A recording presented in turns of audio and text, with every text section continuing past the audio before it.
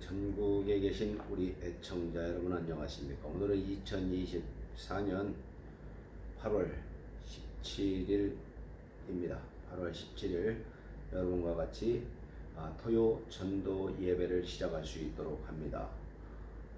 예수한국 복음통일 대장동 은혜와 진리교회 토요 전도 예배를 시작할 수 있도록 하겠습니다. 같이 찬송가 34장으로 찬송 부르고 예배를 열어갈 수 있도록 하겠습니다. 다 같이 찬송가 34장 부르겠습니다. 34장 부르겠습니다. 전능왕 오셔서 주 이름 찬송케 하옵소서. 영광과 권능의 성부여 오셔서 우리를 다스려 주옵소서. 성삼위일체께 한없는 찬송을 드립니다. 존귀한 주님을 영광 중 배웠고 영원히 모시게 하옵소서. 아멘. 거룩하신 우리 하나님 아버지, 참으로 안식일이라 많은 사람들이 부르는 이 토요 전도 예배에 우리 하나님의 영광이 함께하여 주시옵소서. 특별히 오늘 성령에 대해서 담론할 터인데 우리 하나님의 말씀을 잘 증거할 수 있도록 우리 주님께서 도와주시옵소서. 또한 우리 유튜브로 공부하고 유튜브로 시청하시는 많은 사람들이 성령에 관해서 잘 이해할 수 있도록 오늘도 역사하여 주시옵소서. 무더위가 이 자유 대한민국을 어지럽히는 가운데도 우리 하나님께서 이 나라를 동방의 예루살렘으로 세워주셨으니 동북아의 제사장 나라로 거듭날 수 있도록 우리 주님께서 도와주시오. 참으로 공산화의 여러 위협 속에서 이 나라를 건지시고 하나님께서 자유의 음성을 주셨으니 그 자유를 소중히 지킬 수 있는 저희들 대한민국 교회 될 수 있도록 주님께서 도와주시옵소서. 예수님 이름으로 기도합나이다. 아멘. 예, 여러분, 오늘 여러분과는 예수와 성령이란 주제로 같이 나눌 수 있도록 하겠습니다. 예수와 성령.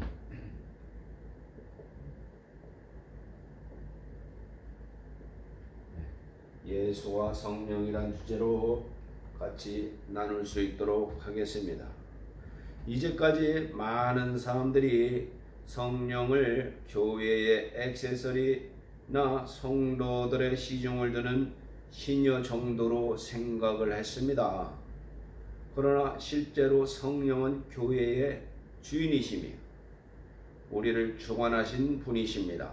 성경에서도 너희가 하나님의 성전 곧 성령의 전인 줄 알지 못하느냐, 그렇지 않으면 너희는 버리운 자니라 라고 얘기했죠. 고린도전서 3장 16절이죠. 요한복음 3장 16절이 있고 고린도전서 3장 16절이 있습니다. 하나님이 세상을 이처럼 사랑하사, 여기는 고린도전서 3장 16절에는 너희가 하나님의 성전 곧 성령의 전인 줄 알지 못하느냐, 너희가 곧 성령의 전인 줄 알지 못하느냐, 그렇지 않으면 너희가 버리운 자니라 라는 말씀이 있죠. 예수 그리스도는 비천한 종처럼 오셔서 십자가에 달려 자기의 피로 우리의 죄를 대속하신 후 성령만은 잘 모시도록 우리에게 간곡히 부탁하셨습니다. 성령은 교회의 주인이시기에 성령이 없이는 교회가 존재해야 할 아무런 가치가 없습니다. 성령이 없이는 교회가 존재해야 할 아무런 가치가 없다 이거죠. 성령이 없이는 교회가 존재해야 될 아무런 가치가 없습니다. 성령에 대해서 무지하고 성령을 무시하는 자는 쭉정이로 사는 것과 같아서 큰 죄악입니다. 우리는 오직 성령으로 일하시게 하고 성령께서 주인으로 역사하시게 해야 됩니다. 예수는 교회의 주인이십니다. 첫 번째, 예수는 성령으로 잉태하셨습니다. 예수는 성령으로 잉태하셨습니다. 예수는 성령으로 잉태하셨습니다.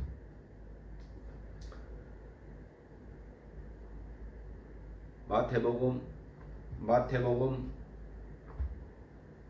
1장 18절에서 20절. 예수는 성령으로 잉태하셨습니다. 그는 영이신 말씀일지라도 성령에 의해서 잉태하셨지 스스로 잉태한 것이 아닙니다. 하나님이 세상을 창조하실 때 아들이 없이는 창조된 것이 없다라고 얘기했죠. 옛적에 선지자들로 하신 말씀으로 후사를 얘기하는 후사. 아들이 없이는 하늘을 창조하신 일이 없다 이겁니다. 또 요한복음 1장 3절에도 그가 없이는 창조된 것이 없다. 요한복음 1장 3절에도 그가 없이는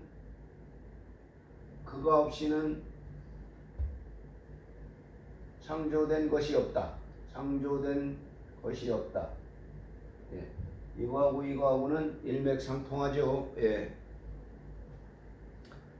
하나님의 말씀이 없이는 결코 자신을 나타내는 일도 영광 받으실 일도 없으십니다. 그리고 그 말씀은 성령에 의해서만 나타나셨습니다. 하나님이 말씀을 보내셨다는 것은 곧 아들을 보내셨다는 뜻이며 바로 그 말씀이 성령으로 잉태되셨다는 말입니다. 하나님이 천지 만물을 창조하실 때 우리가 만들자, 창세기 1장 26절이죠. 우리가 만들자라고 하신 것 같이 하나님은 성령을 초월하지 않으시며 말씀도 성령을 초월하지 않습니다. 무슨 일에든지 삼위가 합의하여 하십니다. 하나님을 본질로 말하면 아버지라고 합니다. 하나님의 본질은 아버지. 아버지 하나님이죠. 아버지 하나님. 하나님의 본질은 아버지입니다. 마치 그림을 그릴 때 화판이 있어야 하는 것과 같습니다. 화가가 그림을 그릴 때 허공에다 그릴 수 없죠. 일단 화판에 스케치를 하고 나면 거기에 색칠을 하게 됩니다. 이때 스케치된 모양은 하나님의 본체의 아들에 비유할 수 있고 색칠해서 드러난 것은 성령으로 설명할 수 있습니다. 그러므로 본질, 본체, 본령 중 본질이 우선해야 한다는 겁니다. 하나님의 본질은 아버지시죠. 아버지. 그렇다고 해서 아버지가 먼저 계시고 그 다음에 아들이 있다는 말이 아닙니다. 하나님이 되시려면 본질이 앞선다는 데 하는 말입니다. 그러면 하나님의 본질은 구체적으로 어떤 특성을 가지고 있습니까? 그 무소부재하십니다. 하나님의 본질, 무소부재하십니다. 무소부재하십니다. 우주 안과 밖 어디든지 충만하십니다. 이 자리에도 계시죠. 그래서 아무도 하나님을 볼 수가 없습니다. 그 볼 수 없는 하나님의 영광이 아들을 통해서만 나타나고 있습니다. 아들이 없이는 하나님을 볼 수 없고 또 그의 영광도 나타낼 길이 없습니다. 아들에 의해서 천지에 충만한 그분의 존재가 드러나게 되는 것입니다. 아들이 없이는 그가 일하실 수가 없는 거죠. 아들이 없이는. 네.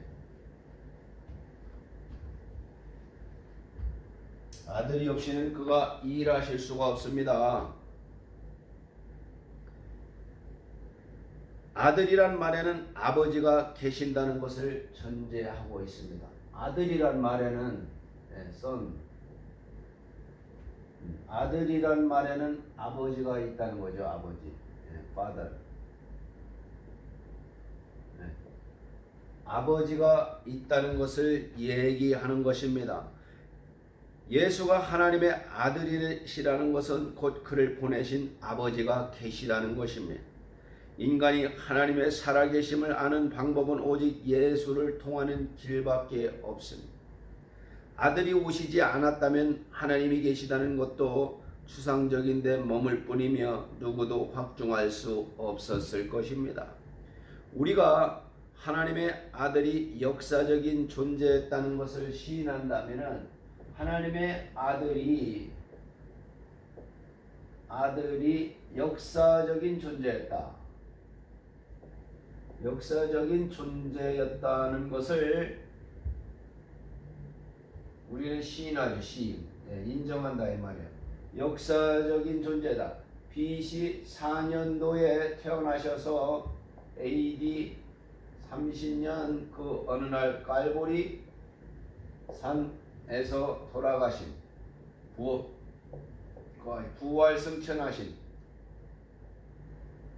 부활승천하신 그 예수님이 역사적인 존재다 이거죠. 우리가 그걸 시인한다 이 말이에요. 하나님 아버지를 보지 않았어도 그렇다면 이것을 시인하는 사람은 하나님 아들이 역사적인 존재였다는 걸 시인한다는 것은 아버지가 있다는 것을 우리는 알 수가 있다는 것입니다. 그래서 요한일서 2장 23절에는 요한일서 2장 23절에는 아들이 있는 자에게는 아버지가 있고 아들이 없는 자에게는 아버지가 없다. 대단히 단순하지만 명쾌하게 기록되어 있습니다. 아들이 있는 자에게는 아버지가 있고 아버지가 없는 자에게는 아들이 없다. 이거죠. 아들이 있는 자에게는 아버지가 있고 아버지가 없는 자에게는 아들이 없다는 거죠. 요한일서 2장 23절. 이 말은 곧 아들로 말미암아서만 하나님이 계시다는 것을 시인할 수 있다는 것입니다. 아들로 말미암아 하나님이 계시다는 것을 시인할 수 있습니다. 짐승이 사자가 새끼를 낳으면 또한 짐승 사자고 사람이 자식을 낳으면 사람이 돼. 하나님의 아들은 곧 하나님이십니다. 하나님의 아들은 곧 하나님이시죠. 따라서 아들을 초월해서는 하나님을 시인할 수 없고 알 수도 없고 체험할 수도 없습니다. 아들이 역사적인 존재라는 것을 시인할 때만 하나님이 살아계심을 시인하게 되는 것이고 하나님의 아들이 역사적인 존재였다는 것을 시인할 때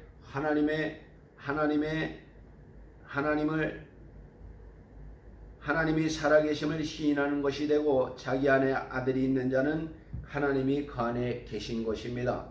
본질이신 하나님은 아무도 볼 수 없고 느낄 수 없는 불가식적인 존재요 불가연적 존재이십니다.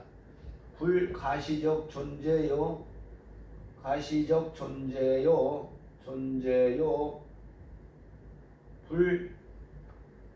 불가현적 존재, 가현적 존재다. 아까는 무소부재하신 하나님이죠. 하나님에 대해서 설명하고 있는 겁니다. 하나님은 아들을 통해서 자신을 보여주십니다. 우리 자신이 있다는 것은 조상이 있다는 얘기 아닙니까? 제가 윌리엄 우인데 제가 있다는 것은 우리 선산에 계신 조상들이 있다는 거죠. 예. 우리가 조상을 보지 않았어도 자신을 보고 조상이 있다는 것을 인정하시듯이 하나님을 아는 것도 이와 같습니다. 그래서 독생하신 아들을 보니 하나님의 영광이 충만하더라고 요한복음 1장 14절을 얘기했습니다. 요한복음 1장 14절에 독생하신 아들을 보니 하나님의 영광이 충만하더라. 독생하신 아들을 보니 하나님의 영광이 충만하더라. 충만하더라죠. 요한복음 1장 14절. 독생하신 아들을 보니 하나님의 영광이 충만하더라 라고 얘기합니다. 또 그런가 하면 하나님은 성령을 통해서 자신을 나타내 주십니다. 하나님은 성령을 통해서 자신을 나타내 주십니다. 뭘 통해서 나타내 주신다고요? 하나님께서는 성령을 통해서 오늘 중요한 성령에 대해서 집중적으로 얘기하고 있습니다. 여러분, 하나님은 성령을 통해서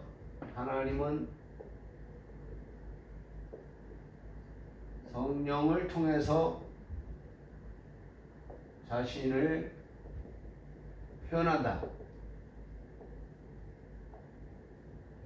하나님은 성령을 통해서 자신을 표현합니다. 하나님은 성령을 통해서 자신을 표현합니다. 하나님은 성령을 통해서 자신을 표현합니다.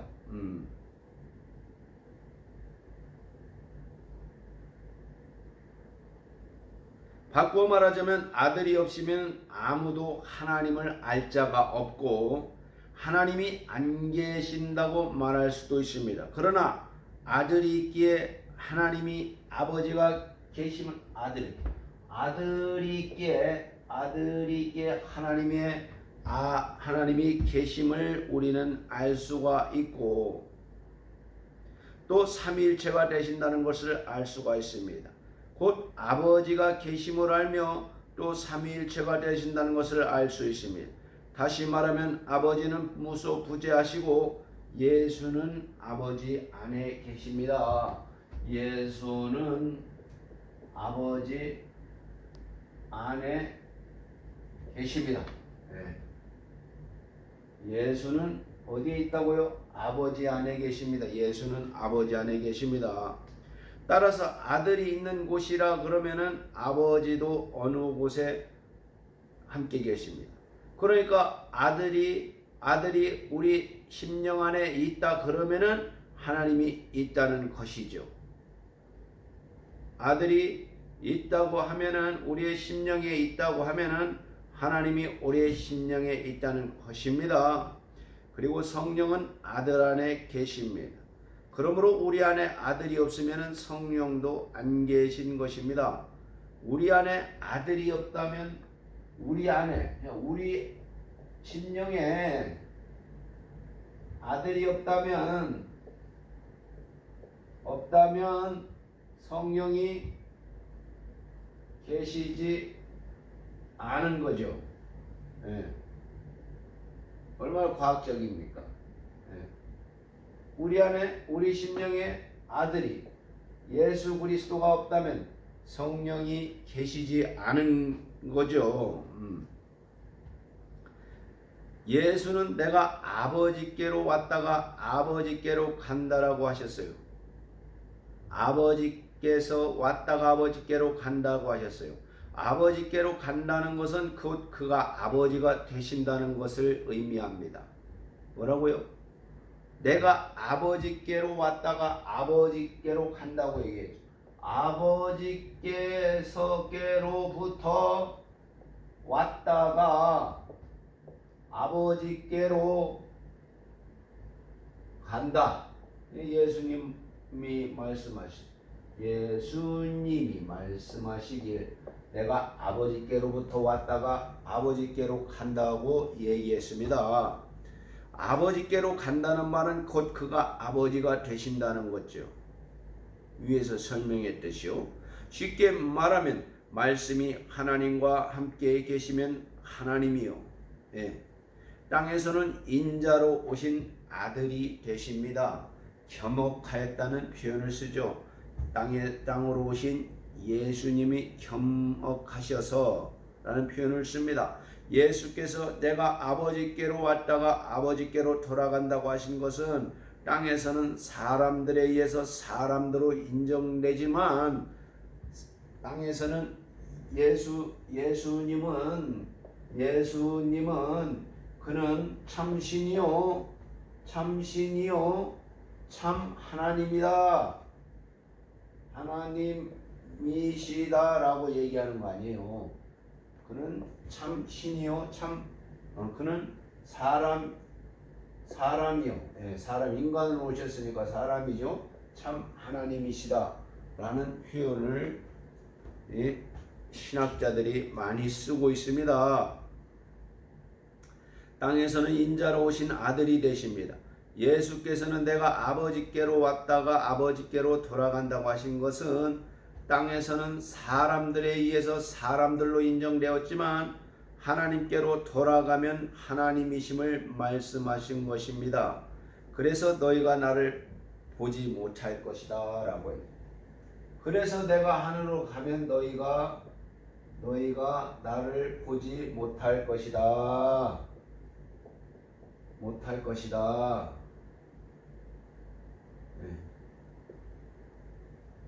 라고 말씀하셨습니다. 그러므로 우리가 하나님의 아들을 믿고 그 이름을 영접하며 지금 현재 여러분들과 제가 하나님의 아들 예수 그리스도를 믿고 그 이름을 영접하죠. 아들이 없으면 성령이 임하실 수 없다는 것은 바로 말씀을 드렸습니다. 우리는 이미 구원을 받은 다음에 성령을 영접하였죠. 구원을 받고 나서 흐름도가 있죠. 흐름도. 뭔 일을 해도 흐름이 있잖아요.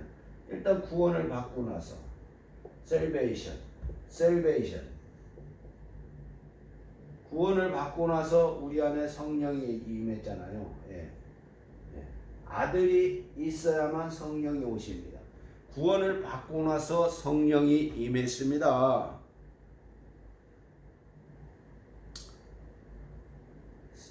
성령은 예수의 변호자로 우리에게 있습니다.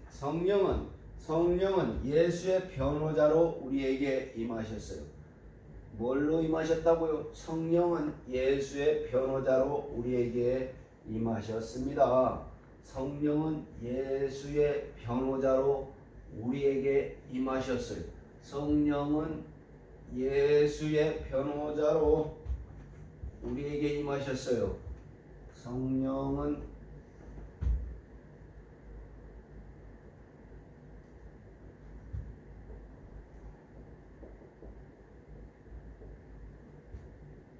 그러니까 성령은 변호자라고. 성령은 변호자.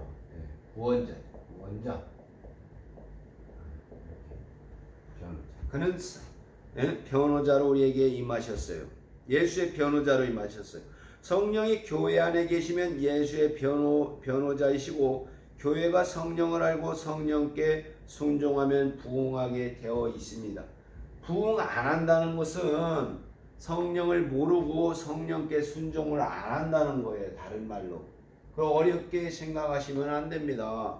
부응한다는 것은 교회가 부응한다는 거는 교회, 철치. 우리도 교회의 한 지체죠.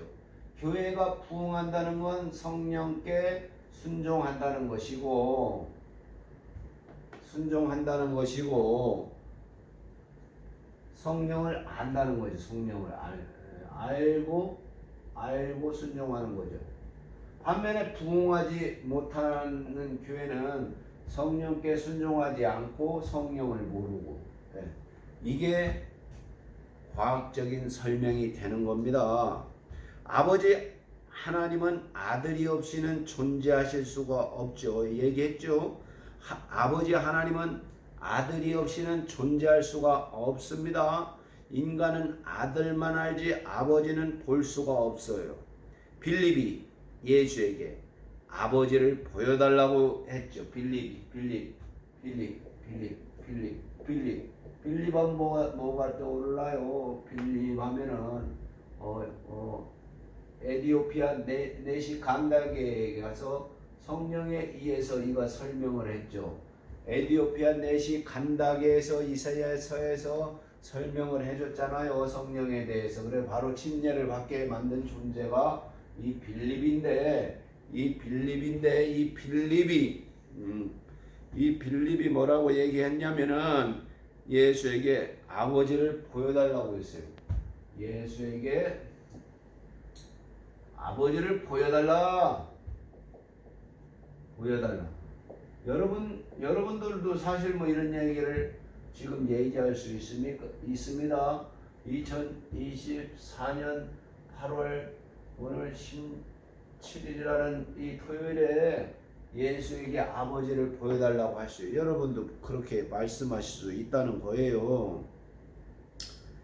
주님은 어찌 아버지를 보여달라 하느냐? 나를 본 자는 아버지를 봤다라고 했어요. 그러니까 어찌 아버지를 보여달라 하느냐? 나를 본 자는 아버지를 보았다 하는 거죠. 이게 답이죠. 예수 그리스도가. 나를 본 사람은 아버지를 보았다라고 얘기하는 거예요. 빌립이 여러분 김아무개가 또 질문을 합니다. 아버지를 보여주세요 했는데 예수님이 똑같이 동일하게 대답합니다. 어찌 아버지를 보여달라 하느냐? 나를 본 자는 아버지를 보았다라고 하십니다. 아들을 봄으로써 하나님 아버지를 보게 되며 아들을 믿음으로써 하나님 아버지를 믿게 되는 거예요. 여러분 지금 얘기하는 게 어렵죠. 다시 한번 방송을 잘 들으세요. 30년 신앙생활한 저도 이것을 설명하는 게 사실은 어려워요. 어렵습니다. 어렵지만 가장 중요한 지금 문제를 다루고 있는 거예요. 아들을 봄으로써 하나님 아버지를 보게 되며 아들을 믿음으로써 하나님 아버지를 믿게 되고 또 하나님 아버지를 시인하게 되는 것입니다. 다시 한번 말씀할게요. 아들을 봄으로써 아들을 봤다는 것은 하나님 아버지를 보아야겠다. 하나님 아버지를 봤다는 것들. 그래서 시로 합시다. 봤다는 것이 아들을 시한다는 것은 하나님 아버지를 시한다는 것이요. 아들을 믿음으로써 하나님 아버지를 믿게 된 것. 아들을 페이스 믿게 되면은 하나님 아버지를 믿게 되는 것입니다. 아들을 품으로써 하나님 아버지를 보게 되고 아들을 믿게 되면은 하나님 아버지를 믿게 된다는 거예요. 또 하나님 아버지를 시인하게 되는 거예요. 그러니까 중심이 아들인 거죠. 히브리서 1장 2절에 상속자를 아들로 했다는 겁니다. 그러므로 누구든지 예수를 시인하면 하나님 아버지가 있지만 예수를 부인하면 하나님 아버지가 없는 자입니다. 누구든지가 이게 항상 성경의 보편적인 진리를 얘기하는 거예요. 누구든지 whoever 누구든지 언제든지 어디서나 누구든지가 이 성경의 보편적 진리라는 거예요. 보편적 진리. 원래 보편적이라는 거예요. 카톨릭인데 카톨릭이 보편적인가요? 보편적 진리. 보편적 진리. 누구든지 예수를 시인하면 하나님 아버지가 있지만 예수를 부인하면 하나님 아버지가 없는 자입니다. 우리의 믿음은 이렇게 신비합니다. 누구든지 하나님 누구든지 다시 한번 말씀드립니다. 누구든지 예수를 시인하면 그 믿게 되면 하나님 아버지가 있지만 예수를 부인하게 되면 하나님 아버지가 없게 되는 거예요. 자, 네, 여기까지 했죠. 물 한 모금 먹겠습니다. 이렇게 하나님 아버지는 아들이 없이 존재할 수가 없어요. 또 성령이 없이도 존재하실 수가 없습니다. 말씀이 하나님과 함께 계시고 성령도 말씀과 함께 계십니다. 말씀이 없이는 성령이 없고 또 말씀이 하나님과 함께 계시지 않는다면 말씀 또한 하나님이 될 수 없습니다. 그리고 하나님은 말씀으로 영광을 받으시고 성령으로 나타내십니다. 그러니까 하나님은 성령을 초월해서 자신의 힘을 나타내실 수 없습니다. 하나님은 성령을 초월해서 자신을 나타내실 수 없다. 예. 하나님은 성령을 초월해서 자신을 나타내실 수가 없어요. 하나님은 성령을 초월해서 자신을 나타낼 수가 없다니까요. 아들을 통해서 하나님의 존재를 보여주시고 성령으로 말미암아 하나님 아버지를 나타내시는 거예요. 예. 예. 올림픽 금메달을 따는 선수들이 어느 정도까지는 비슷비슷하지만 그 어느 단계에서는 그 하는 방법이 있다는 거예요. 예. 이것도 마찬가지입니다. 말씀도 하나님 아버지를 나타내는 거죠. 하나님은 영이시라 할 때 영이란 성령을 말합니다.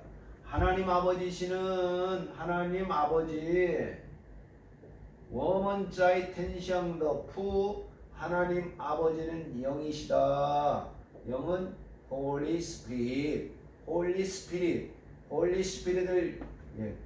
영이신 하나님 영이신 하나님을 얘기하는 거예요. 오늘 중요한 것을 여러분과 같이 나누게 돼서 대단히 감사하게 생각을 합니다. 굉장히 중요한 부분이죠. 영이신 하나님. 그 영이라는 것은 성령을 얘기합니다. 영이신 하나님. 영이신 하나님은 성령을 얘기하는 거예요.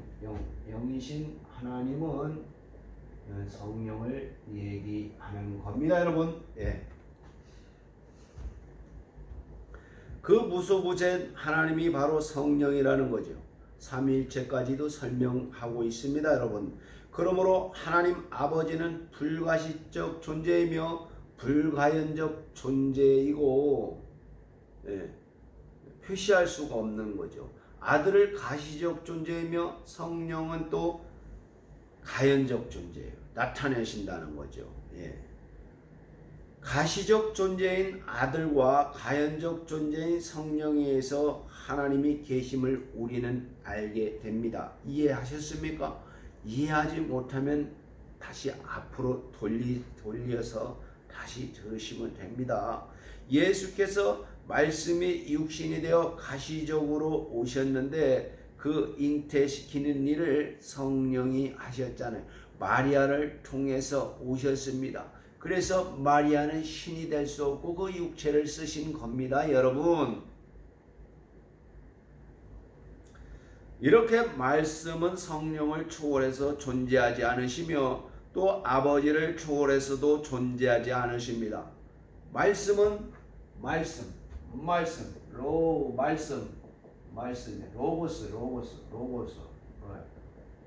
말씀은 성령을 초월해서 초월하지 않으신다 이거죠. 않으신다.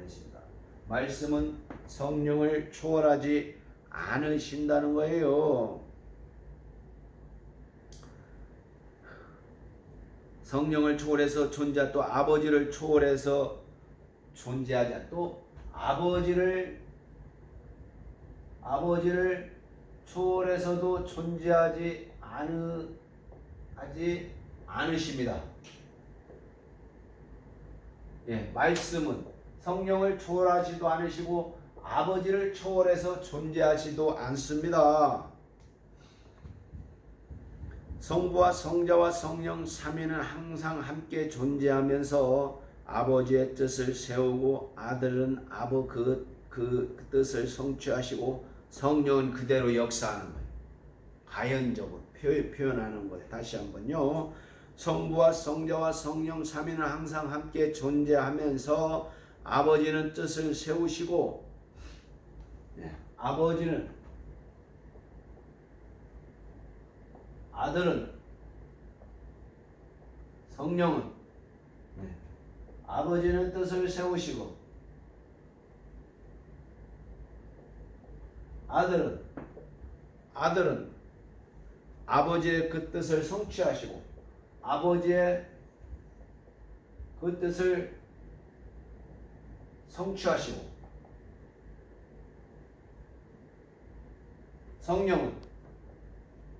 성령은 그대로 역사하는 거예요. 그대로 역사하는 귀신 쫓는 성령께서 귀신을 쫓는 거죠. 그대로 역사하는 거예요. 역사. 여러분의 그런 믿음이 크면 클수록 역사가 많은 거죠. 역사가 많은 거죠. 이게 설명이 되잖아요. 두 번째, 예수에게 성령이 임하셨습니다. 예수에게 성령이 임하셨어요. 공생의 시작을 3년간의 공생의 시작할 때 예수에게 성령이 임하셨어요. 마태복음 3장 16절, 누가복음 3장 3장 22절. 하나님의 아들이 성령으로 잉태되셨는데 그가 요단강에서 침례를 받으실 때 침례 요한이 6개월 먼저 나셨죠. 그 일을 하기 위해서 침례 요한은 나신 겁니다, 여러분. 그가 요단강에서 침례를 받으실 때 성령이 그에게 임하셨어요. 그가 잉태되었을 때 성령으로 잉태되었다는 말이 아닙니다. 아버지가 그를 보내셨고 성령이 그를 잉태시켰습니다. 그래서 성령이 임하신 거예요.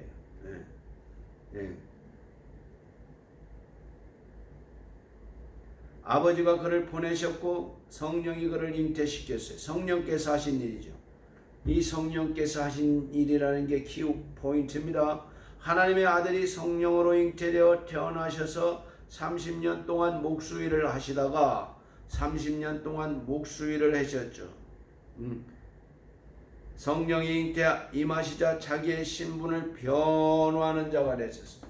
성령이 임하시면 그 공생의 활동을 하시는 거죠. 자기의 신분을 변화하는 자가 되셨습니다. 그래서 주님은 자기 안에 계신 성령이 자기를 증거한다고 말해요. 내 안에 계신 성령이 나를 증거한다라고 얘기했습니다. 그가 성령을 받기 전까지는 나사렛 예수 목수의 아들이는 거예요. 신분이. 그 나사렛 예수 그리스도의 이름으로 명하노니 이 귀신들은 다 떠나갈지어다 라는 그런 명령처럼 나사렛 예수 목수의 아들입니다. 아무도 그를 하나님의 아들이라고 증명해 줄 자가 없습니다. 성령이 임하심으로써 비로소 그 안에서 예수의 증거가 시작됐습니다. 여러분, 성령이 임함으로써 여러분의 전도 활동이 시작되었듯이 그 성령으로 임하셔서 여러분의 그게 달라지기 시작하는 거죠. 예수께서 성령이 임하시면 그가 나를 증거하리라고 말씀하신 것 같이 그에게 성령이 임하신 다음부터 성령께서 그가 하나님의 아들인 것을 증거해 주셨어요. 다시 말하면 예수의 하던 일, 곧 병 고치는 일이나 귀신 쫓는 일이 성령에 의해서 되어진 것입니다. 마태복음 12장 28절 볼까요? 마태복음 12장 28절 보겠습니다. 여러분, 성경책을 항상 주변에 두세요. 주변에 두시고 읽으시면 됩니다. 마태복음 12장 28절. 마태복음 12장 28절 보겠습니다. 여러분 12장 28절 보겠습니다. 그러나 내가 하나님의 성령을 힘입어 귀신을 쫓아내는 것이면 하나님의 나라가 이미 너희에게 임하셨느니라. 마태복음 12장 28절. 이거를 뭐 부인하는 사람들도 많지만 성경에 기록된 말씀이잖아요. 되어진 말씀이잖아요. 기록되어진 말씀을 부인하는 사람들이 이상한 거 아니에요? 예. 그러나 내가 하나님의 성령을 힘입어 귀신을 바알세불을 쫓아내는 것이면 하나님의 나라가 이미 너희에게 임하였느니라. 그래 귀신 쫓아라 얘기예요. 말라는 얘기예요. 쫓으란 얘기죠. 예. 마태복음 12장 28절. 그러나 내가 하나님의 성령을 힘입어 귀신을 쫓아내는 것이면 하나님의 나라가 이미 너희에게 임하였느니라. 이걸 못하는 사람들이 막 무시하죠. 성경을 무시하면은 뭡니까? 말씀을 무시하면 성령을 무시하는 게 되는 거죠. 마태복음 했으니까 다시 한번 끝부분 다시 한번 여러분과 같이 나누겠습니다. 마태복음 28장 18절에서 20절. 예수께서 나와 일러 가라사대 하늘과 땅의 모든 권세를 내게 주셨으니 그러므로 너희는 가서 모든 족속으로 제자를 삼아 아버지와 아들과 성령의 이름으로 침례를 주고 내가 너희에게 분부한 모든 것을 가르쳐 지키게 하라. 볼지어다 내가 세상 끝날까지 너희와 항상 임마누엘 함께 있으리라. 이게 굉장히 중요한 말씀이죠. 여러분의 부모님이 마지막 세상 떠나실 때 여러분에게 유언을 하지 않습니까? 정신 차려라 이런 유언이 아니죠. 저한테도 정신 차려. 우리 어머니가 그렇게 하고 돌아가셨죠. 정신 차려야죠. 우리 하나님 아버지 예수님은 우리와 여러분과 저에게 어떤 명령을 하셨냐면은 하늘과 땅의 모든 권세를 내게 주셨으니 그러므로 너희는 가서 모든 족속으로 제자를 삼아 아버지와 아들과 성령의 이름으로 침례를 주고 내가 너희에게 분부한 모든 것을 가르쳐 지키게 하라. 볼지어다 내가 세상 끝날까지 너희와 항상 함께 있으리라 하시니라. 이런 부탁의 말씀을 하셨습니다. 그러니까 기록된 말씀. 내가 성령으로 귀신을 쫓으면은 하나님의 나라가 너희에게 임했느니라 하죠. 마태복음 12장 28절. 그러니까 귀신을 쫓아라 얘기예요. 귀신 쫓는 사람을 비난하라는 얘기입니다. 이게 무슨 얘기예요? 무슨 얘기? 성경에 기록된 말씀을 비추어 여러분들이 말하세요. 성경을. 그러나 내가 하나님의 성령을 힘입어 귀신을 쫓아내는 일이면 하나님의 나라가 이미 너희에게 임하였느니라. 하나님의 나라가 임한 사람이 되시기를 예수 이름으로 축원합니다. 예수 이름으로 축원합니다. 예수께서 성령이 임하시면 그가 나를 증거하리라고 말씀했지만 그에게 성령이 임하신 다음부터 성령께서 그가 하나님의 아들인 것을 증거해 주셨어요. 다시 말하면 예수의 하시던 일, 그 병 고치는 일이나 귀신 쫓는 일이 성령에 의해서 되어진 것입니다. 성령에 의해서 되지는 거예요. 사도행전 10장 38절 사도행전 10장 38절 자, 여러분 펴서 읽어보세요. 읽으십시다. 하나님이 나사렛 예수에게 성령과 능력을 기름 붓듯 하셨음에 저가 두루 다니며 착한 일을 행하시고 마귀에게 눌린 모든 자를 고치셨으니 이는 하나님이 함께 하셨다. 마태복음 12장 28절과 서로 수미상관 법칙이란 거예요. 비슷한 구절이라는 얘기예요. 다시 한번 얘기하죠. 하나님이 나사렛 예수에게 성령과 능력을 기름 붓듯 하셨음에 저가 두루 다니며 착한 일을 행하시고 마귀에게 눌린 마귀에게 눌린 자들이 얼마나 많이 있습니까? 여러분의 지척에 깔려있죠. 마귀에게 눌린 모든 자를 고치셨으니 이는 하나님이 함께 하셨다 이겁니다. 하나님이 함께 하셨다 이거예요. 이 일은 주님 스스로 행하는 것이 아니라 아버지께서 그와 함께 계셔서 가르쳐 주신 일이었습니다. 요한복음 16장 13절에 요한복음 16장 13절 요한복음 16장 13절 사도행전 10장 하나님이 나사렛 예수에게 성령으로 기름부터 달렸음에 그가 부르다니시며 착한 일을 행하시고 마귀에게 눌린 모든 자를 고치셨으니 하나님의 함께 계셨음이라. 요한복음 16장 13절은 성령이 너희를 진리 가운데로 인도하실 것인데 그는 자의로 말하지 않으시고 들은 것을 말하신다. 성령이 너희를 진리 가운데로 인도하시는데 그는 자의로 말하지 아니하시고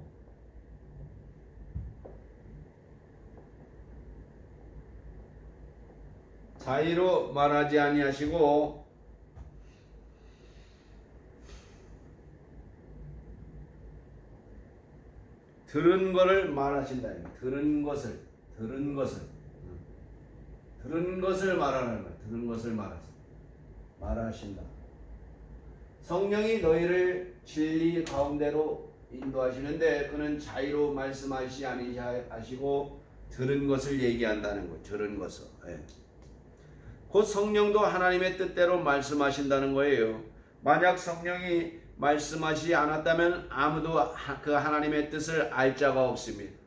만약에 요한복음의 기록자인 사도 요한이 밤모섬에서 요한복음을 기록했지 않았다면, 요한 1, 2, 3서 요한계시록을 기록하지 않았다면 오늘날 어떻게 하나님의 뜻을 알 수 있습니까? 만약 성령이 말씀하지 않았다면 아무도 하나님의 뜻을 알 자가 없죠. 하나님은 아들로 자기를 보이시고 또 성령에 의해서 자기의 뜻을 행하러 왔노라 말씀하셨죠. 요한복음 12장 49절에 너희는 자의로 말하지 아니하고 듣는 것을 말한다 하셨죠. 이렇게 예수도 성령도 자의로 말하지 않고 들은 것을 얘기하는 들은 거를 얘기한다 이 말입니다. 물 한 잔 먹겠습니다.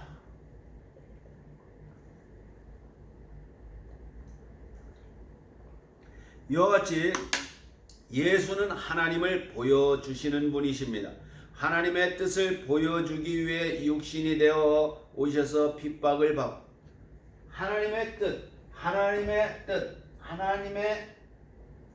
하나님의 의도, 하나님의 뜻그림, 다 또 비슷한 얘기죠. 하나님의 뜻을 보여주기 위해서 예수님이 오셨어요.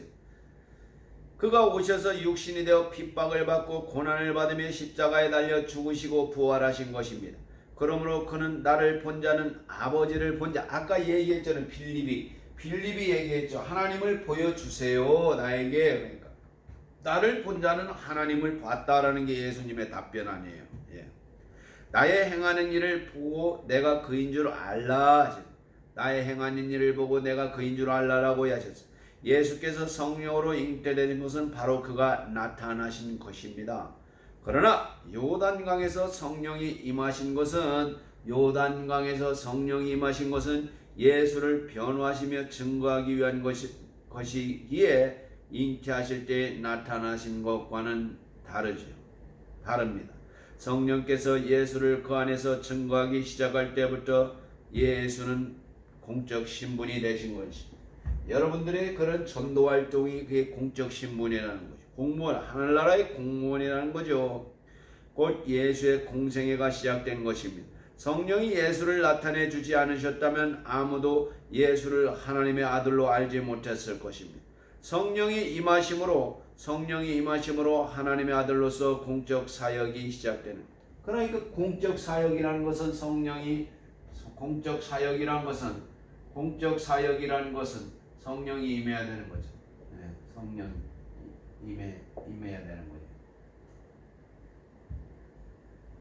그러니까 이 공적 사역을 제대로 못한다는 것은 성령이 임하지 않았고 성령을 잘 모른다는 거예요. 잘 모른다는 거예요. 예. 세 번째, 예수는 성령에 이끌렸었습니다. 예수는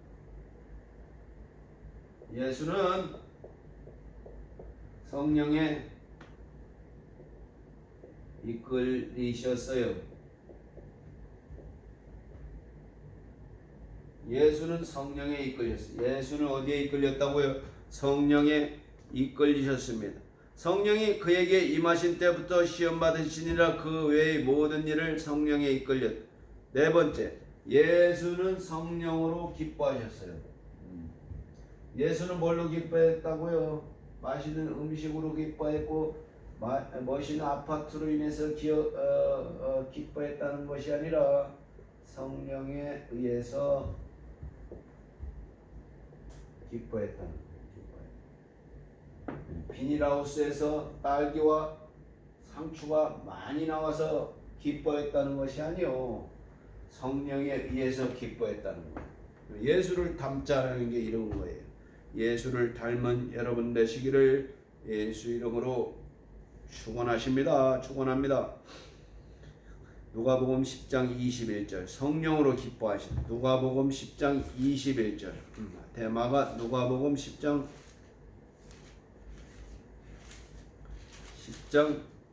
21절 이때 예수께서 성령으로 기뻐했다. 성령으로 기뻐해서 가라사대 천재 주제이신 아버지여 이것을 지혜롭고 슬기 있는 자들에게 숨기시고 어린아이들에게는 나타내심을 감사하나이다. 옳소이다. 이렇게 된 것이 하나님의 뜻이니이다. 천재 주제이신 우리 하나님 아버지시여 예수님이 이렇게 훌륭하신 기도를 했다는 거 아니에요. 천재 주제시여 이것을 슬기롭고 머리 좋고 뛰어난 자들에게는 나타내시지 숨기시고 어린아이 같은 자들에게 나타내셨다는 거예요. 어린아이 같은 자들에게 나타내셨다는 겁니다. 어린아이 같은 자들에게 나타나셨다는 거예요. 예. 예. 누가복음 10장 21절 누가복음 10장 21절 어린아이 자들에게는 나타나셨다는 거예요. 다시 한번 읽겠습니다. 이때 예수께서 성령으로 기뻐하사 말하시되 천지의 주제이신 아버지여 이것을 지혜롭고 슬기 있는 자들에게는 숨기시고 어린아이들에게는 나타내심을 감사하나 옳소이다. 이렇게 된 것이 아버지의 뜻이니이다. 내 아버지께서 모든 것을 내게 주셨으니 아버지 외에는 아들이 누구인지 아는 자가 없고 아들과 또 아들의 소원대로 계시를 받은 자 외에는 아버지가 누구인지 아는 자가 없나이다 하시고, 이런 말씀 앞에서 다 설명을 들었으면 이해가 가죠. 예, 이해가 갑니다.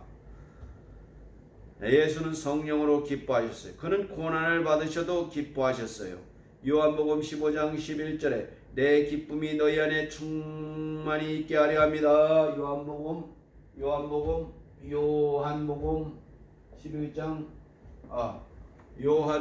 15장 11절이 15장 11절 요한복음 15장 11절에 내 기쁨이 너희 안에, 성령이 주시는 기쁨을 얘기하는 걸 여러분은 눈치채셨을 거예요. 내 기쁨이 너희 안에 충만히 있게 하려 함이라 하셨어요. 그것이 우리를 향하신 주님의 간절한 기대.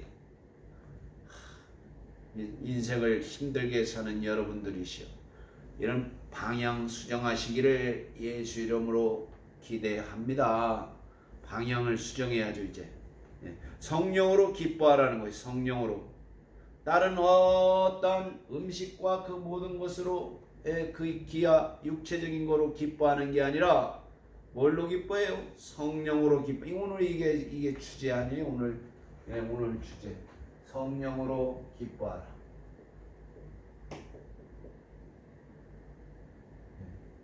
성령으로 기뻐하신 이 시간 되시기를 기도합니다.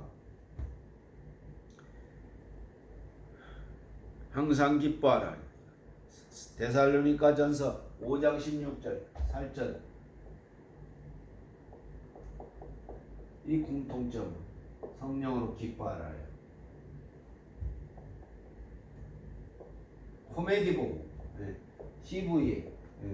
TV에 있는 이런 걸 보고 기뻐하라가 아니라 성령으로 기뻐하라는 거. 성령으로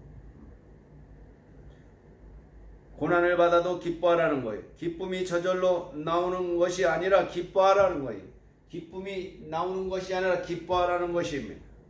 서양 속담에도 억지로 3번만 웃으면 진짜 웃음이 나온다는 거예요. 억지로 웃으라는 얘기예요. 기뻐하십시오. 기뻐해. 그러므로 기뻐하라는 말의 의도는 하나님의 기쁨을 가지라는 거예요. 뭐라고요? 하나님의 기쁨을 가지라. 하나님의 기쁨을 가지라는 거예요. 하나님의 기쁨을 가지라는 것입니다. 하나님의 기쁨을 가지라. 여러분, 하나님의 기쁨을 가지시기 바랍니다. 우리에게 기쁨이 없지만 하나님의 기쁨을 가지라는 거예요. 고난을 받아도 핍박을 받아도 성령으로 기뻐하면 항상 기뻐해. 항상 기뻐하라. 범사에 감사하라. 쉬지 말고 기도하라. 성령으로 기도하라. 앞에 성령을 붙이시면 됩니다. 5번째로 예수는 성령으로 명하시고 가르쳤어요. 예수는 성령으로 명하시고 가르쳤어요. 성령 행전 아니에요. 성령 행전, 사도행전이에요. 사도행전 이거 성령 행전 아니에요. 성령 행전. 성령 행전 아니에요.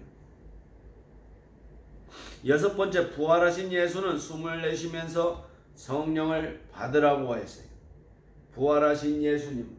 6번째, 부활하신 예수님은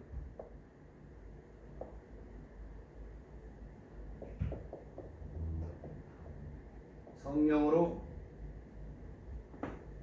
부활하신 예수님은 성령을 받으라. 성령을 받으라고 하셨어요. 성령으로 잉태되어 사람으로 오신 이에게 성령이 임하시고 성령에 이끌리시고 성령으로 기뻐하고 성령으로 명하더니 제자들에게 성령을 받으라고 하셨어요. 이는 교회가 성령 없이는 존재할 수 없다는 거예요. 교회가 성령 없이는 존재할 수 없다는 거예요. 성령 없이는 교회가 존재할 수 없다는 것입니다.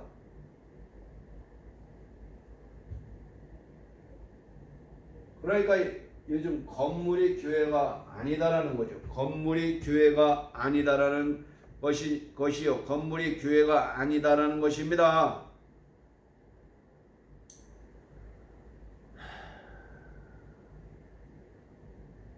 왜냐하면 교회는 예수께서 성령에 이끌려졌던 것처럼 성령으로 일해야 되기 때문입니다. 그래야만 성령에 이끌려졌던 그리스도의 생애와 같은 교회가 성령으로 시작되는 겁니다.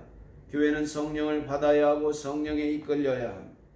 교회는 이 교회론 아니에요. 교회는 의무 듀티.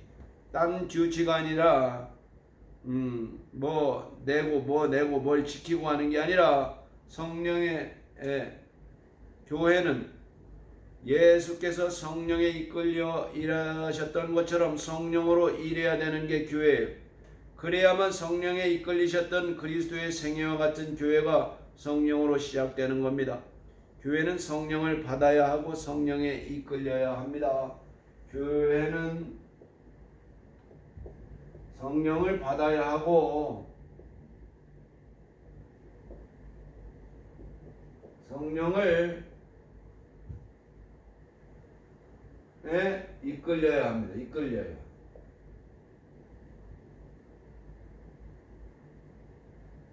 성경은 성령을 수레바퀴 삼는다는 거죠. 수레바퀴. 이끌려야 합니다. 성령을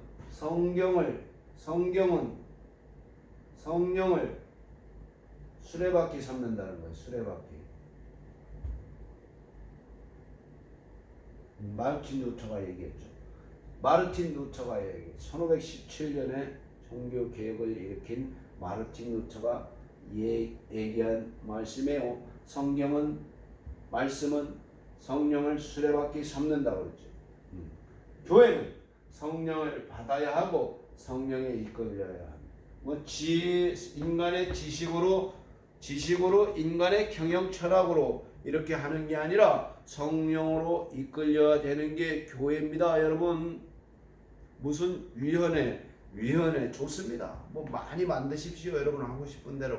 그러나 그게 교회가 아니라 성경의 본질적인 교회는 성령을 받아야 하고 성령에 의해서 성령이 뭔지도 모르는 사람이 교회를 통치한다면 얼마나 어수선하겠어요. 주여, 얼마나 어수선하겠습니까? 주님이 우리에게 숨을 내쉬면서 성령을 받으라 라고 하신 것은 자기 안에 계신 성령을 우리에게 모시도록 한 거예요. 얼마나 감사합니까? 그는 내가 아버지께로 가서 성령을 받아 너희에게 보내겠다라고 하셨는데 그 말씀을 실천을 하셨어요. 예수님은 말하면 바로 실천하시잖아요. 예. 이는 자기 안에 계신 이를 받으라는 것이며 하늘로 가신 다음에 아버지께 부탁하여 성령을 보내주셨습니다. 아버지께 부탁하여 성령을 보내주셨습니다. 아버지께 예수님이 부탁을 했죠. 성령을 주세요. 그래야 인류가 삽니다. 성령을 주세요. 그래야 저 인간 꼬라지들을 살려냅니다. 성령을 주세요. 저 나라가 삽니다. 성령을 주세요. 저 교회가 삽니다. 네, 성령을 주세요. 네, 성령을 주세요. 성령을 주세요라고 부탁을 했다는 거 아니에요. 하나님 아버지께 부탁을 해서 그 성령을 오늘날 여러분과 지금 이 방송을 듣는 여러분들에게도 주시고 싶어 하는 게 성령이에요. 예.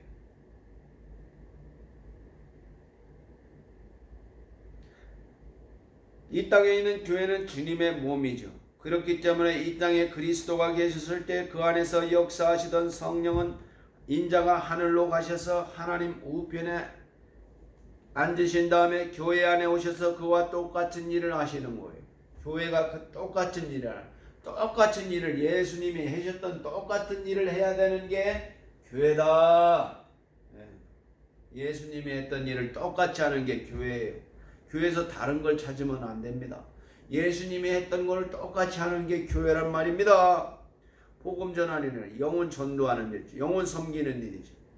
예수께서 성령이 임하셨을 때 그의 공생애가 시작된 것처럼 교회의 성령이 임하시면 예수의 제2의 공생애가 시작됩니다. 그래서 바울은 교회는 예수의 남은 고난을 짊어지고 있다. 사도 바울, 여러분이 좋아하는 사도 바울에는 교회는 예수의 남은 고난을 짊어지고 있다. 이 순간 이 말씀이 여러분의 부담되기를 예수 이름으로 축원합니다. 교회는 이 나는이죠. 나는. 나는. 저도 마찬가지예요. 윌리엄 복음 TV. 나는 예수의 남은 고난을 짊어지고 있다. 에이, 십자가를 지라는 거죠. 십자가를. 먹을 걸 잔뜩 맥주, 술 이런 거, 위스키 이런 거 막 잔뜩 짊어지는 게 아니라 예수의 남은 고난을 짊어지라는 거예요. 여러분 이런 방향 전환을 해보시지 않으시겠어요? 여러분 이 방송을 들으면서 삶의 목적을 방향 전환하시는 그런 기회가 되시기를 예수 이름으로 축원합니다. 교회는 나는 예수의 남은 고난을 짊어지고 있는 거예요. 얼마나 이 인간으로서 얼마나 이렇게 바람직한 거예요. 오늘 지금 현재 대한민국 대통령 윤석열이 초등학교 때 목사 되기를 꿈꿨다는 거예요. 신촌에 어디 교회 나갔다 하잖아요. 목사는 대통령이 됐으니 목사는 되지는 않았지만 윤석열 얘기하는 게 아니라 여러분과 저를 얘기하는 거죠. 특별히 저도 마찬가지. 예수의 남은 고난을 짊어지는 예수의 남은 고난. 이게 인생의 목표라는 거예요. 인생의 목표. 인생의 목표가 예수님의 남은 고난을 짊어졌다. 그 인생 얼마나 바람직한 인생입니까, 여러분? 저도 이 방송을 하면서 쩌릿쩌릿합니다. 이 말씀을 여러분들과 같이 나누지만 제가 은혜가 되는 거예요. 제가 은혜가 되는 이 남은 삶은 인생의 목표가 하루 종일 일해가지고 그 돈으로 처자식을 먹여 살리는 것이 인생의 목표다. 하루 종일 일해서 그 돈으로 아파트를 관리하고 유지하는 게 그게 우리의 인생의 목표다라고 하기에는 우리 인생이 너무 고대한 가치가 있지 않습니까, 여러분? 그걸 얘기하는 거죠. 그걸 얘기하는 거예요. 바울은 교회는 예수의 남은 고난을 짊어지고 있다라고 했습니다. 교회는 주님의 이제 제2의 공생애를 가십니다. 주님이 교회에 성령을 보내주신 것은 가장 소중한 것을 주신 것이며 오순절날 임하신 성령은 예수 안에 계실 때 하셨던 일을 그대로 되풀이하시는 것. 그러므로 오순절 그 거룩한 성령께서 오순절 그 거룩한 성령께서 담대히 은혜 주신다는 거죠. 여러분과 저에게 그렇다는 거예요. 지금까지 우리가 성령께서 은혜를 주셨다는 거예요. 예수의 은혜를 주셨다는 겁니다. 오순절 임하신 그 성령, 오순절 마가의 다락방에 임하신 오순절은 50이죠. 50. 오순절. 마가의 다락방에서 불의 혀같이 나타나신 그 성령께서 여러분에게 기쁨을 주십니다. 오늘 여러분과 저에게 기쁨을 주시는 거예요. 오순절 그 거룩한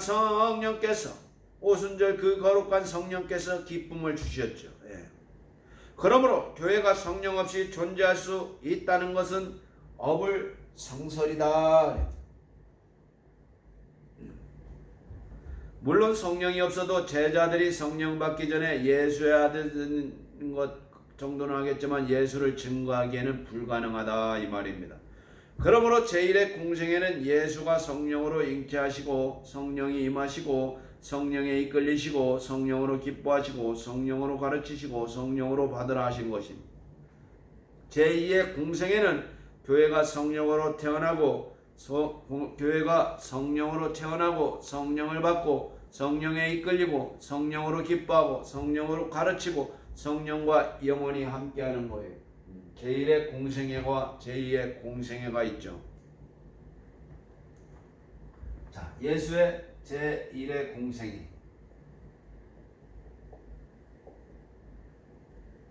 예수의 제2의 공생애. 여러분도 이 삶을 똑같이 적용되는 겁니다, 여러분. 제1의 공생애는 예수가 성령으로 잉태하시고 나사렛 예수에 성령이 임하시고 요단강에서 성령에 이끌리고 성령으로 기뻐하시고 성령으로 가르치시고 제자들 가르치시고 성령을 받으러 하신 것이고, 제2의 공생애는 교회가 성령으로 태어나고 성령을 받고 성령에 이끌리고 성령으로 기뻐하고 성령으로 가르치고 성령과 영원히 함께하는 거. 임마누엘 하시는 하늘 내가 너희와 항상 함께하리라. 성령이 함께하시겠다는 거 아닙니까? 주님이 마귀에게 시험 받으신 것과 같이 교회도 마귀의 시험을 받기도 하고 고난도 당합니다. 우리가 다니고 있는 이 교회들도 왜 고난이 없겠어요? 고난을 받죠. 마귀의 유혹을 받는 것입니다. 그럴지라도 예수께서 마귀의 시험을 이긴 것 같이 교회는 마귀의 이를 넉넉히 이길 수 있다 없다? 있다죠. 그리스도인들은 성령에 감동되어 믿음을 가진 자들이에요. 그게 크리스찬들이에요. 따라서 성령이 임해야 구원받는 것은 아닙니다. 그게 구원받는 조건은 아니에요. 만일 성령이 임해야 구원을 받는다고 한다면 그것은 다른 중보가 되어버린 거예요. 구원 받으니까 그 결과로 담례로 성령이 오신 거죠. 성령을 받아야 구원받는 게 아니라. 예. 이해가 가시죠, 여러분? 이해가 안 가십니까? 예. 구원을 받아야 성령이 임한다는 거예요, 먼저. 예. 구원은 오직 예수 그리스도의 공로로만 얻습니다. 구원의 조건, 오직 믿음으로, 오직 은혜로, 오직 예수 그리스도의 공로로 말미암습니다. 보이나요? 구원은 오직 믿음으로, 오직 은혜로, 예수 그리스도의 공로로만 구원을 받습니다. 그러니까 뭘 해서 내가 뭘 해서 이게 아니라니까요. 예수 그리스도의 공로로만, 이게 구원론입니다. 예수 그리스도의 공로로만 구원을 받는다는 거예요. 내가 착한 일을 밑도 끝도 없이 해야 구원을 받는다. 이게 행위구원이에요. 행위구원. 이게 아니죠. 이게 아니에요. 예수님의 구원은 오직 예수님의 은혜로 되는 거예요.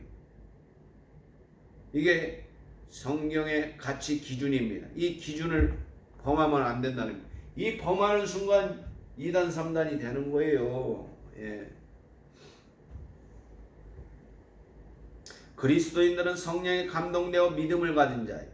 따라서 성령이 임해야 구원받는 건 아니죠. 이렇게 구원받는 자에게 성령이 임하시는 겁니다. 그런데 구원을 받아서 믿음으로 살지만 실제로 그리스도의 증인되는 사람들은 그리 많지 않는 거예요. 그리스도의 증인되는 삶.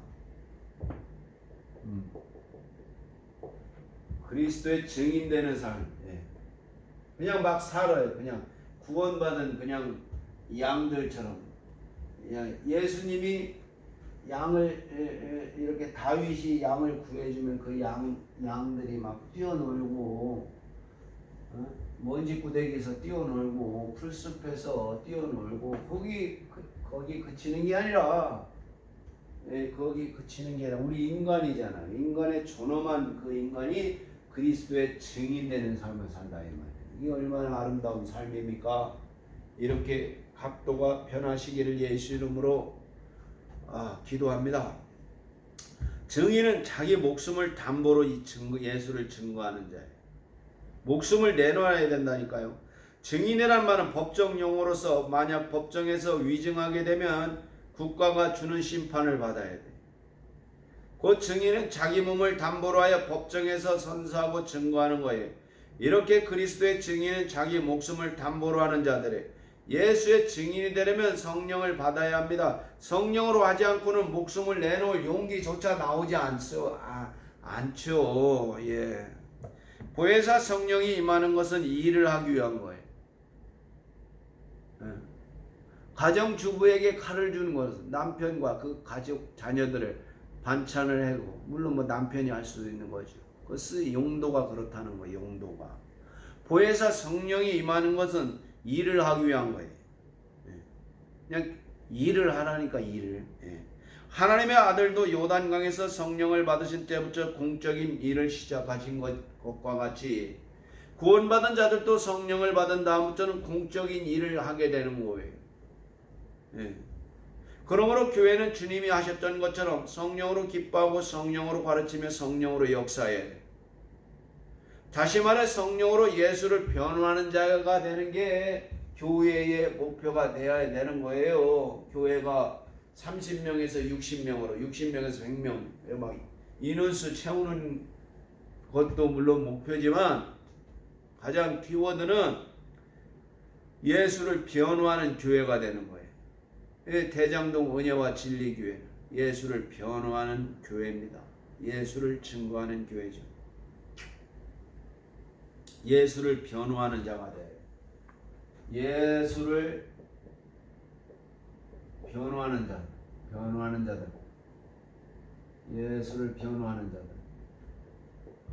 성령 충만한 자들이죠. 예수를 변호하는 자들. 7번째, 성령이 임하시면 증인이 되리라 하였습니다.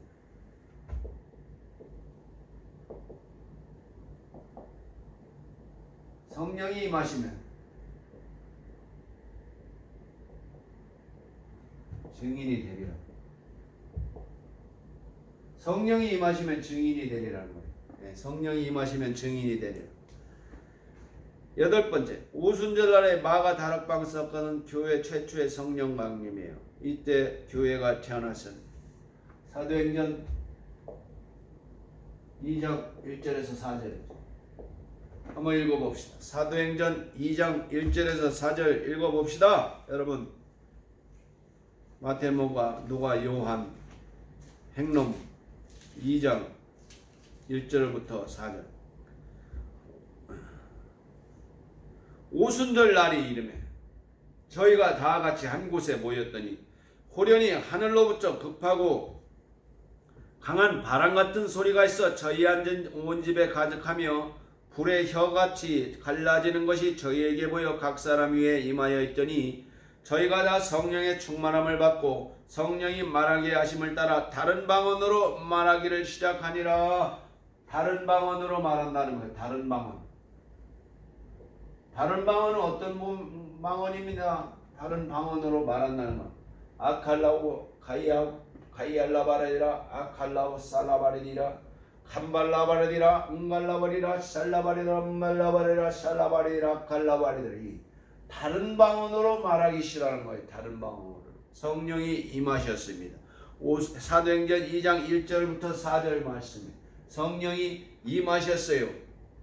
다른 방언으로 말하기 시작. 그러니까 방언이 굉장히 중요하다 이 말입니다.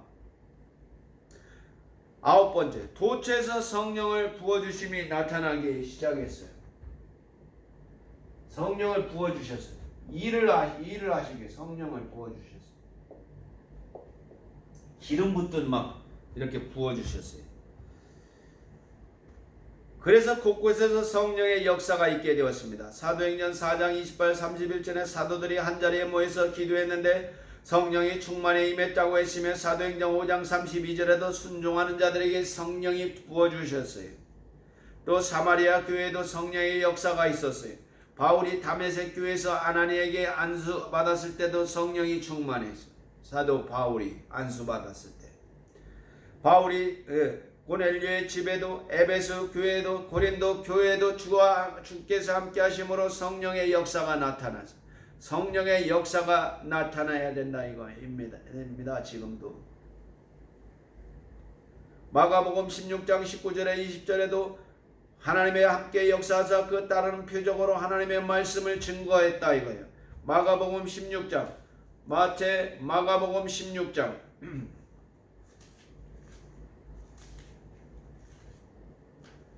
끝절 마가복음 16장 주님의 명령이 또 가라사대 너희는 온 천하에 다니며 주님의 수원이니 만민에게 복음을 전파하라.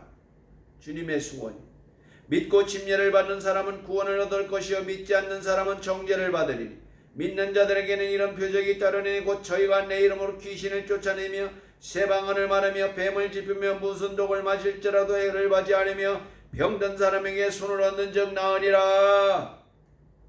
주 예수께서 말씀을 마친 후에 하늘에 올려오사 하나님 우편에 앉으시니라. 하나님 우편에 앉아 계셔서 지금 처소를 예비하는 중입니다.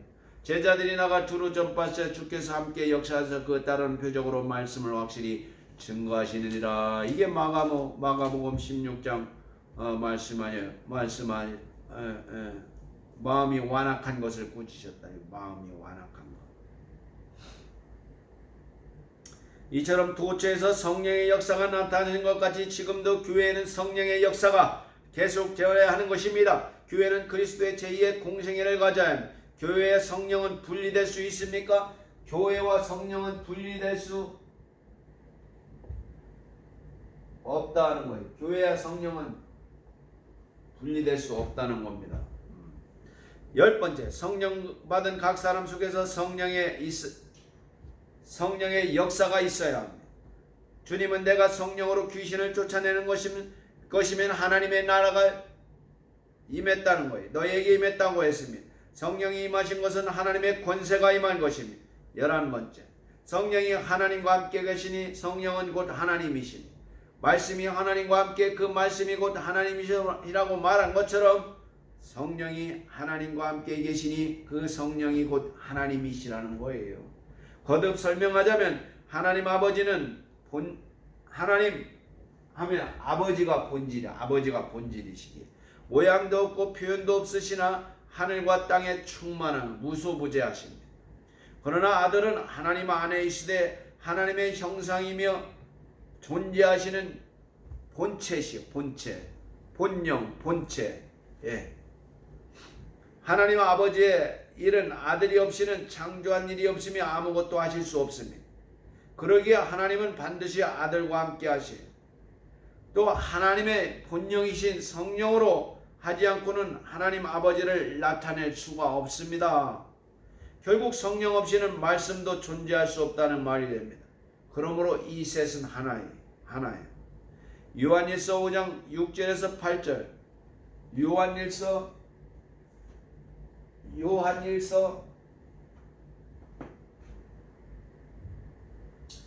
요한일서 5장 6절에서 8절. 요한일서 5장 6절에서 8절 말씀에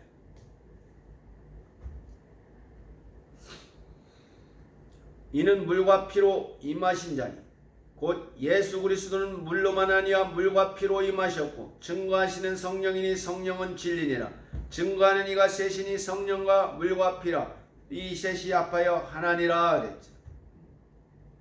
이는 물과 피로 임한지라. 물과 피로 임한지.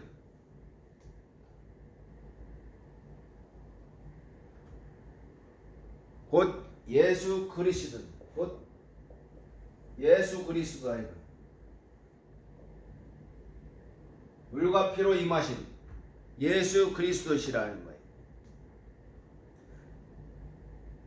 물로만 아니요 물로만 아니요 물과 피로 임하셨어요. 물로만 아니야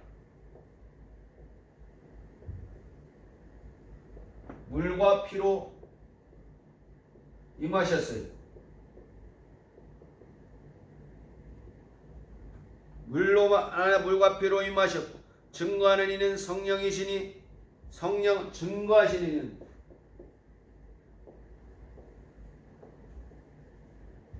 성령이니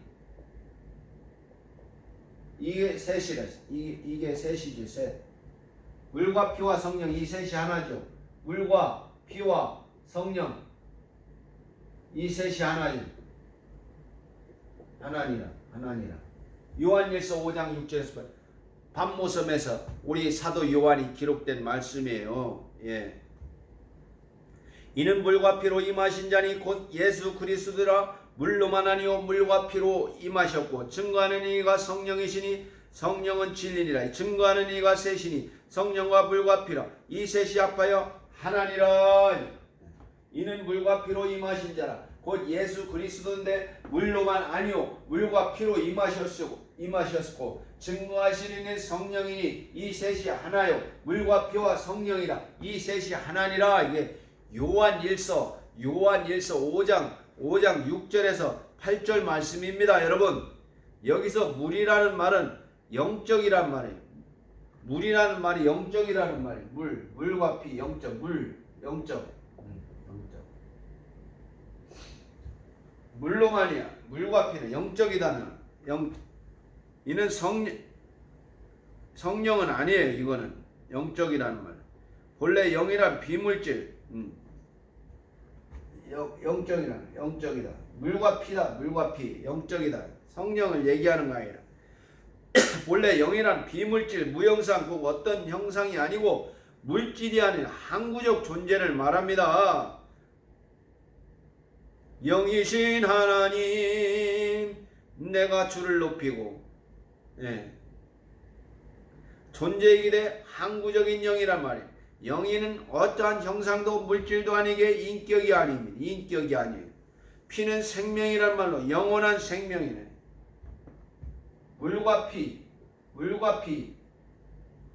물과 피는 생명이다. 영적인 생명이다. 한마디로.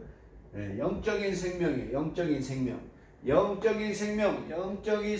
영생이래. 영생. 예. 영적인 생명. 물과 피가 영적인 생명을 얘기하는 겁니다.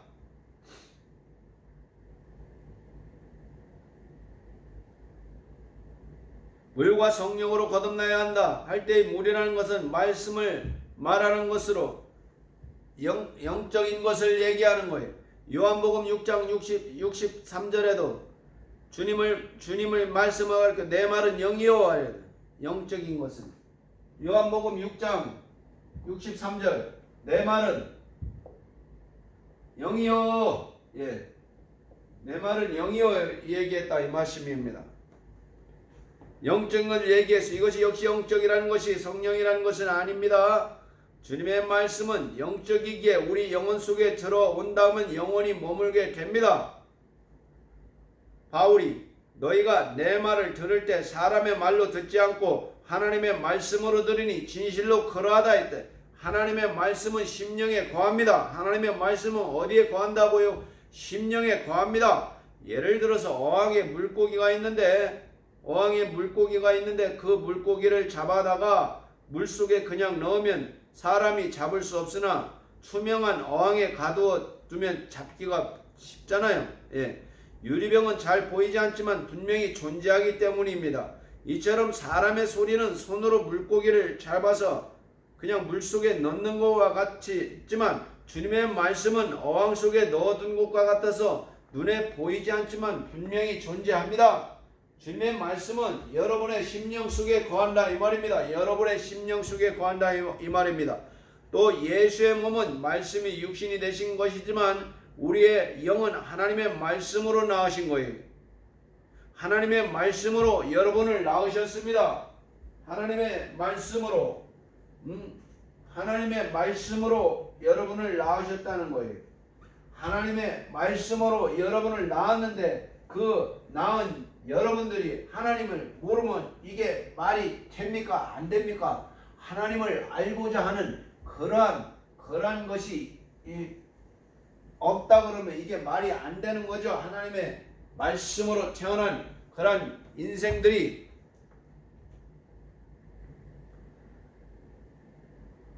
예수의 몸은 말씀이 육신이 되신 것이지만 우리의 영은 하나님의 말씀으로 나으신 거예요. 그래서 우리는 양자의 영을 받은 자라는 거예요. 양자의 영을. 이 양자의 영 역시 성령은 아니에요. 헷갈리시면 안 됩니다. 양자의 영은 하나님의 말씀으로 나오신 곧 하나님이 보내신 복음이에요. 하나님이 우리에게 영으로 주실 때는 하나님의 입으로 말씀하신 말씀이며 이것이 곧 영이요 생명인 것입니다. 예수는 말씀이 육신 되신 하나님의 아들이시며 우리는 오늘날 내가 너를 낳았다 하신 그 말씀으로 낳음을 받은 자들입니다. 내가 너를 낳았다는 거예요. 예수는 말씀이 태어난 것이 아니라 말씀 자체가 오신 것입니다. 그러므로 예수 안에 하나님의 모든 말씀이 다 들어있으며 양자의 영은 말씀을 시인합니다. 말씀이 육신이 되어 오신 일을 성령이 증거하시는 거예요. 우리가 양자의 영을 받음으로 성령이 증거하신 것 같이 우리가 양자의 영을 받음으로 성령이 우리에게 임하여 우리 안에 있는 양자의 영을 인정하고 우리가 하나님의 자녀인 것을 시인해 주십니다. 이렇게 말씀이 우리 안에 있으면 우리가 양자의 영을 받은 것입니다. 예수께서 내 살을 받아 먹으라 내 피를 받아 마시라 할 때 살은 말씀 곧 살리는 영을 말하고 피는 생명을 말하는 거예요. 살과 피는 같은 뜻이 예수께서 내 살을 받아 먹어라.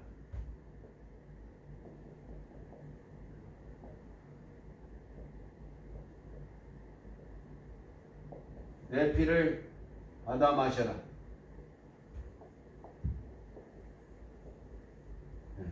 내 살, 내 피.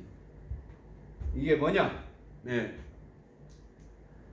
살은 곧 말씀을 살리는 말씀. 내 말씀을 받아 먹고 살리는 말씀.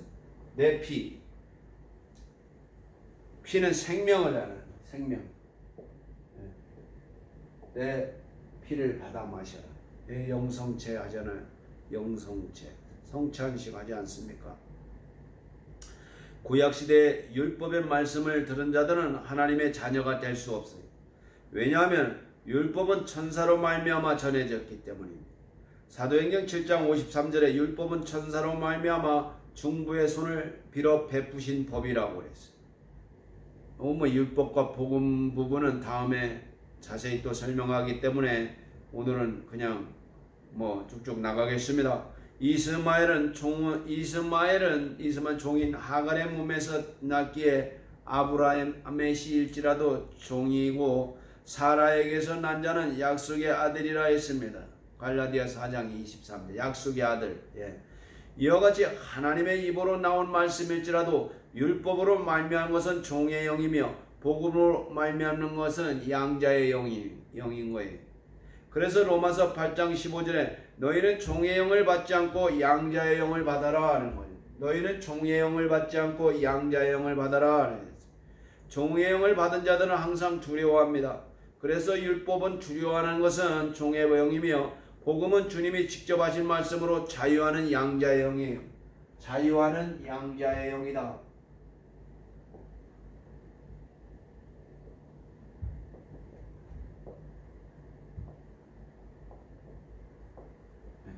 자유하는 양자의 영입니다. 복음으로 난 자는 하나님을 아버지라 부르고 본질이죠. 아버지라 부르고 율법으로 난 자는 하나님을 여호와라 불렀어요. 복음이 오기 전에는 하나님을 아버지라고 부른 자가 없었습니다. 그래서 과거 이스라엘 사람들은 종의 영을 받은 자들이 성경은 모세가 시내산에서 천사의 말 들었다고 했어요. 하나님께서 자기의 말을 천사를 통해서 세상을 전해 주었다는 것입니다. 성령이 증거하시는 것은 예수 그리스도예요. 성령이 증거하시는 것은 예수 그리스도.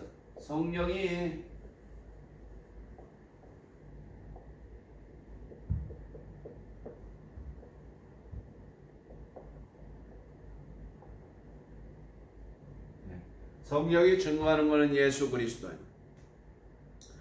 성경은 예수를 죽은 자 가운데서 살리신 이의 영이 너희 안에 거하면 그리스도 예수를 죽은 자 가운데서 살리신 이가 너희 안에 거하시는 그 영으로 말미암아 너희 죽은 몸도 살리시리라. 이게 부활 아니에요. 공중재림 때 죽었던 다시 자가 살아난다는 거예요.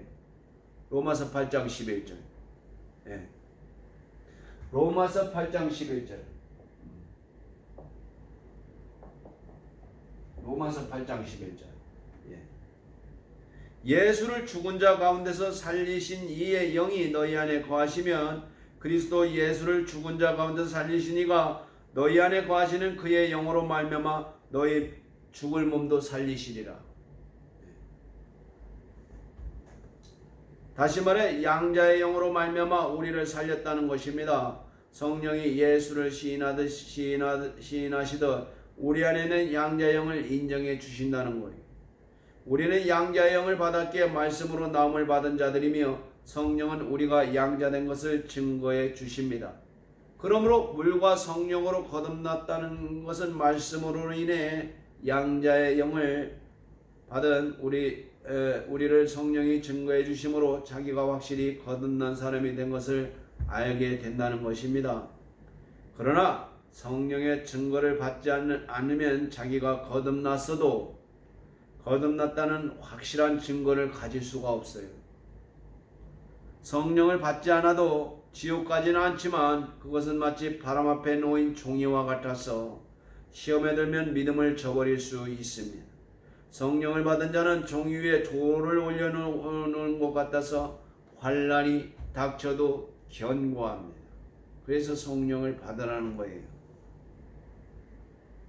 디모데전서 5장 12절에 처음 믿음을 저버렸으므로 심판을 받았느니라 했으며 4장 1절에서 11절에 성령이 밝히 말씀하시기를 후일에 어떤 사람이 믿음을 떠나 미혹해 하는 영과 귀신의 가르침을 쫓으리라 했습니다. 양심이 화인 맞아서 외식하게 되므로 믿음에서 떠나 버릴 수 있다는 겁니다. 그러나 성령이 오셔서 증거하고 인쳐 주시면 영원히 떠나지 않는다는 것. 성령이 우리가 양자된 것을 증거하시는 그때로부터 우리는 그리스도와 함께한 후사이기에 영광을 받은 다음부터 우리는 그리스도의 남은 고난을 우리 몸에 채우는 자들이 되는 것입니다. 할렐루야. 그리스도의 남은 고난을 채우는 교회죠. 이들은 환난이나 목배임을 당하기까지, 어떠한 고난을 당하기까지 끝까지 신앙을 지키며 예수의 증인이 될 수 있는 자들입니다. 이는 성령을 받은 자가 아니면 불가능합니다. 성령을 받지 않으면 자기의 의지로서 계속 시인하다가 환난과 고통이 올 때 곧 넘어집니다. 성령이 받지 않으면 말입니다. 마태복음 13장 20에서 21절에 씨가 돌밭에 뿌려졌다는 것은 환난과 핍박을 위하여 넘어지는 자, 곧 예수를 부인하는 자를 말하는 거예요. 하나님은 자신을 성령으로 나타내시기에 성령으로 병을 고치고 성령으로 생각을 나타내시며 또 성령으로 함께 행하십니다. 그래서 하나님의 역사는 여러 가지나 하나님은 같고 모든 것은 성령이 행하신다고 하는 것입니다. 또 성령 안에서 하나님의 처소가 지어져 간다고 했어요. 성령 안에서. 역시 예수님이 처소를 예비하면 성령께서 하신다고 보면은 이해도 가는 것입니다. 하나님이 보이는 이로 나타내실 때는 아들로 나타내시고 보이지 않는 이로 나타내실 때는 성령으로 나타내는 거예요. 하나님이 보이는 이로 나타내는 것은 예수님은 예수로 나타납니다. 보이지 않는 이로 나타내신 것은 성령으로 나타난 거예요. 하나님께서 나는 치료하는 자라, 라파, 치료하는 자라. 그 치료자는 아들로 나타내신 거예요. 출애굽기 15장 나는 치료하는 자라 와 사도행전 10장 38절 그 아들로 나타내신 거예요. 아들로 나타나는 거예요. 그래서 예수는 나를 본 자는 아버지를 본 자라고 하셨습니다.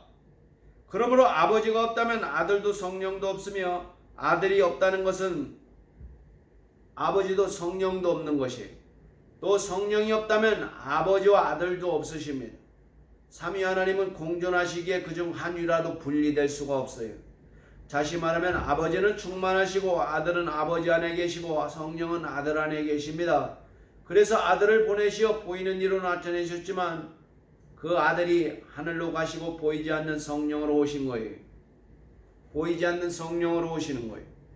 예수의 공생에는 아들로 아버지를 보여주신 것이지만 이제는 아버지는 성령으로 아버지 하나님을 나타내 주시는 겁니다. 여러분, 오늘날 교회를 사람들이 모인 곳이지 하나님이 나타나는 곳이냐고 말하는 사람들이 있어요.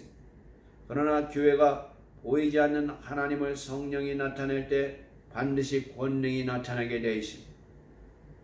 삼위는 분리될 수 없는 한 분 하나님이시나 성령의 인격과 아버지의 인격과 아들의 인격이 각각 위로서 나타난 거예요. 그러니까 성령의 인격과 아들의 인격과 하나님의 인격 삼위로 나타내신 것입니다. 그러므로 교회는 성령의 일터요 그가 계신 성전이며 우리는 성령의 종이요 도구입니다.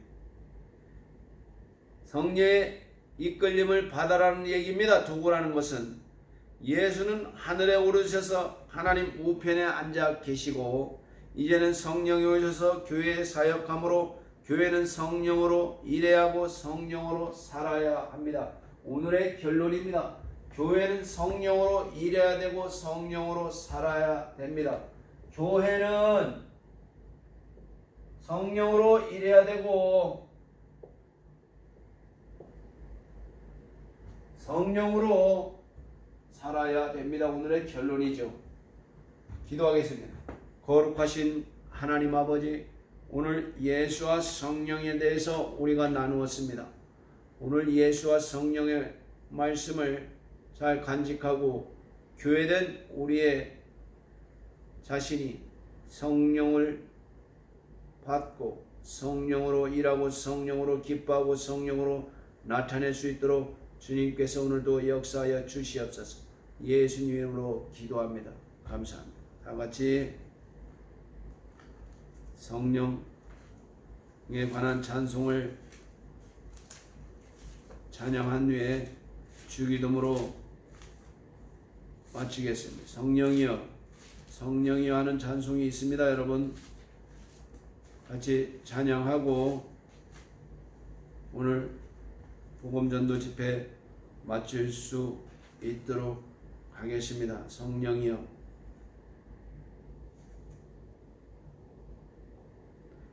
175장 같이 찬양합니다. 175장 같이 찬양하겠습니다.